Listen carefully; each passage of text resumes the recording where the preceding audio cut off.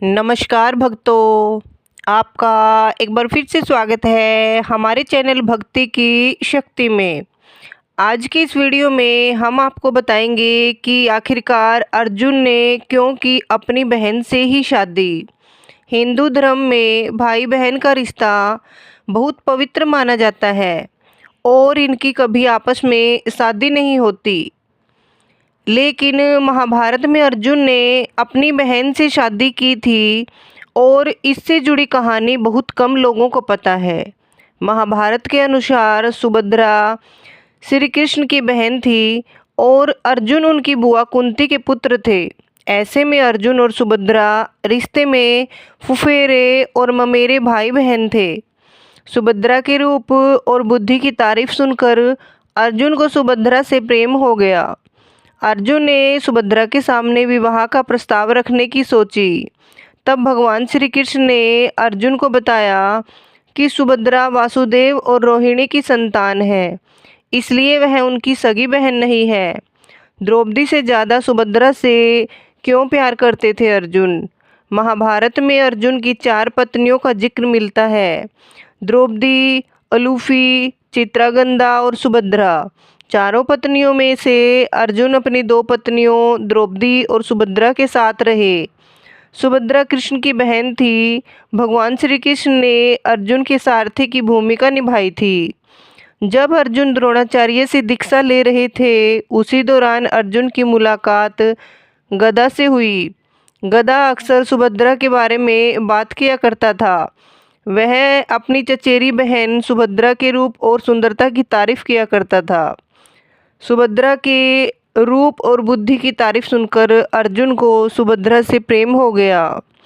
अर्जुन ने सुभद्रा के सामने विवाह का प्रस्ताव रखने की सोची, लेकिन इसी बीच अर्जुन ने अपने भाइयों के साथ स्वयंवर में द्रौपदी से विवाह कर लिया। युधिष्ठिर और द्रौपदी के साथ रहने के दौरान अर्जुन ने पत्नी की साझेदारी के नियम का उल्लंघन कर दिया, जिसके बाद 12 साल की लंबी तीर्थ यात्रा पर जाना पड़ा। इसी तीर्थ यात्रा के दौरान अर्जुन की मुलाकात नागा राजकुमारी अलूफी से हुई। नाग राजकुमारी ने अर्जुन को धमकी दी कि अगर वह उससे विवाह नहीं करते हैं तो वह कभी उसे अपने पास से जाने नहीं देगी। अर्जुन ने अपनी सहमति दे दी और उससे इरविन नाम की संतान हुई। इसके बाद अर्जुन मणिपुर की राजकुमारी चित्रागंधा के संपर्क में आए। मणिपुर के राजा ने अर्जुन से अपनी बेटी के विवाह के लिए स्वीकृति दे दी, लेकिन राजा की एक शर्त थी कि जो भी संतान पैदा होगी वह मणिपुर में ही रहेगी। अर्जुन की पत्नी और पुत्र ब्राबुवहाना दोनों मणिपुर में ही रहे, जबकि अर्जुन ने अपनी यात्रा जारी रखी। अर्जुन द्वारका पहुँचे, जहाँ श्री कृष्ण से मुलाकात होनी थी। अर्जुन को अपने वर्षों पुराने प्रेम सुभद्रा को भी ढूंढने की इच्छा थी। अर्जुन ने यति का धारण किया और द्वारका पहुँच गए। हालांकि किसी ने अर्जुन को नहीं पहचाना, लेकिन श्री कृष्ण को एहसास हो गया कि अर्जुन पहुँच गए हैं। वह अपने करीबी दोस्त से मिलने के लिए तुरंत निकल पड़े। अर्जुन एक बरगद के नीचे ध्यानमग्न बैठे थे। तभी अर्जुन ने अपने दोस्त और गुरु श्री कृष्ण को अपनी तरफ आते देखा। इससे पहले कि श्री कृष्ण कुछ कह पाते, अर्जुन ने कहा, आप जानते हैं कि मेरे मन में क्या चल रहा है। क्या आप मेरी उससे विवाह कराने में मदद नहीं करेंगे जिससे मैं प्यार करता हूँ। श्री कृष्ण को पता था कि अर्जुन और सुभद्रा के विवाह में सबसे बड़ी बाधा सौतेले भाई बलराम बनेंगे। कौरवों के साथ अपनी दोस्ती को देखते हुए बलराम चाहते थे कि सुभद्रा का विवाह दुर्योधन के साथ हो।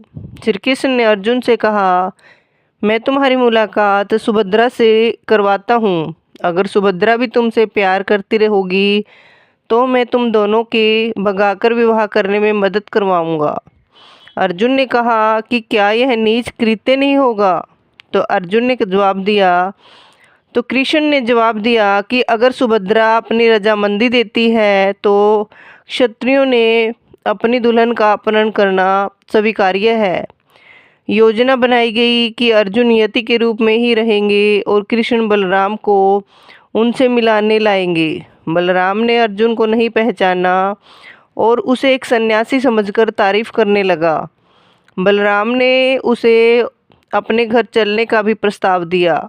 हालांकि अर्जुन ने यह कहते हुए इनकार कर दिया कि वह किसी मानव निवास में प्रवेश नहीं करने की प्रतिज्ञा कर रखी है, वह केवल प्रकृति के आश्रय में रह सकते हैं। इस पर बलराम ने कहा कि आप हमारी बहन सुभद्रा के महल के नज़दीक के बाग बगीचों में रह सकते हैं।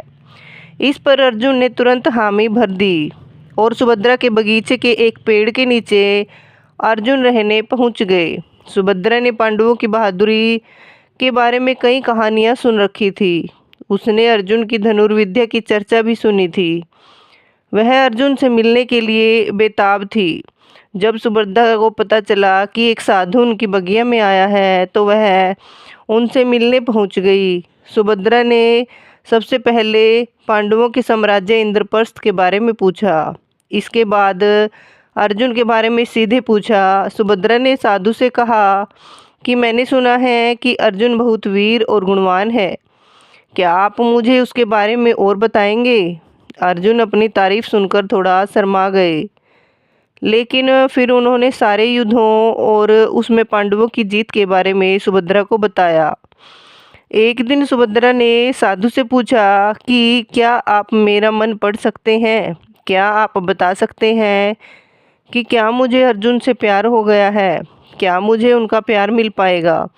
अर्जुन वर्षों से ये शब्द सुनना चाहते थे। अर्जुन ने तुरंत अपनी पहचान सुभद्रा को बता दी। इसी बीच श्री कृष्ण पहुँच गए। वह यह देखकर खुश हो गए, लेकिन उन्होंने फिर से याद दिलाया कि वे दोनों केवल भागकर ही शादी कर सकते हैं।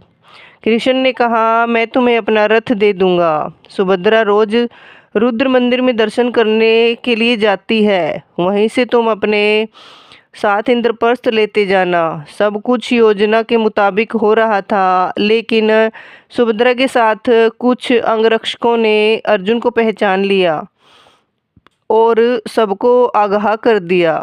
बलराम ने जब सुना कि उसकी बहन का अपहरण करने की कोशिश की गई है तो वह पूरे इंद्रप्रस्थ और पांडव साम्राज्य को तबाह कर देना चाहता था। तब श्री कृष्ण ने बलराम को बताया कि इसमें कुछ भी क्षत्रिय धर्म के खिलाफ नहीं है।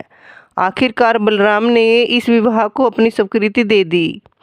इंद्रप्रस्थ पहुँचते ही अर्जुन सुभद्रा की तरफ मुड़े और कहने लगे, तुम द्रौपदी के बारे में जानती होगी और तुम्हें यह भी पता होगा कि उसने कहा है कि वह जब तक जीवित है तब तक कोई और पांडव पत्नी इंद्रप्रस्थ में नहीं रह सकती। हम दोनों तभी साथ रह सकते हैं जब द्रौपदी इसकी स्वीकृति दे। सुभद्रा ने द्रौपदी से मुलाकात की। वह साधारण वस्त्रों में पहुंची और कहा, मैं सुभद्रा हूँ, मैं एक ग्वालन और कृष्ण की सौतेली बहन हूँ। द्रौपदी के मन में श्री कृष्ण के लिए बहुत श्रद्धा थी। द्रौपदी ने सुभद्रा को तुरंत गले लगा लिया। कुछ दिनों बाद जब दोनों के बीच अच्छी दोस्ती हो गई तो सुभद्रा ने अर्जुन के प्रति अपने प्रेम को जाहिर कर दिया। यह सुनकर द्रौपदी स्तब्ध रह गई, लेकिन द्रौपदी ने महसूस किया कि अर्जुन की खुशी सुभद्रा के साथ रहने में है। इसके बाद द्रौपदी ने अर्जुन और सुभद्रा को अपना आशीर्वाद दिया और वो साथ रहने लगे। जय कृष्ण दोस्तों, आपको ये कथा और ये जानकारी अगर थोड़ी सी भी पसंद आए तो प्लीज़ हमारे चैनल को सब्सक्राइब करें और वीडियो को लाइक और शेयर ज़रूर करें। धन्यवाद। राधे राधे। जय श्री कृष्ण।